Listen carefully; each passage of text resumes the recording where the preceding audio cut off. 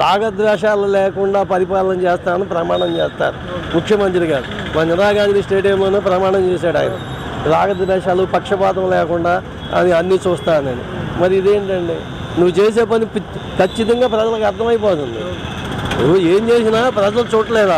వాళ్ళు మీడియాలో వచ్చినాయి, ఫోన్లు వచ్చినాయి, ఏవి పడితే ఇటు ఎమ్మటే వచ్చేస్తున్నాయి, పబ్లిక్గా చూస్తున్నారు. రాగద్వేషాలు లేకుండా ఉన్నదాన్ని అభివృద్ధి చేయాలి, ఉన్నదాన్ని నాశనం చేయకూడదు కదా. ఆ రాష్ట్రం అంతా చూడండి, మన అమరావతి అంతా ఏమైపోయింది.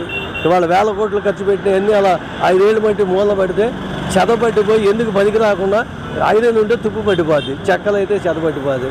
ఆ డబ్బులన్నీ ఎవరేయండి? ప్రజలే కావా? ఇంటాక తికాణా లేదు, ఏదో మీసాలకు సంపంగనని మనకు ఒకదానికే తికాణా లేదు, డబ్బులు లేవు. ఇంకా 3 రాజధానులు ఎందుకు శాతం మభ్య పెడతాము? ఎందుకండి ఇవన్నీ? ఇప్పుడు నీకేదైనా కోపం ఉంటే ఫేస్ టు ఫేస్ చూసుకోవాలి. ఈ 3 రాజధానులు 4 రాజధానులని ప్రజలను మభ్య పెట్టి బాధ పెడతాం తప్ప ఏమీ లేదు.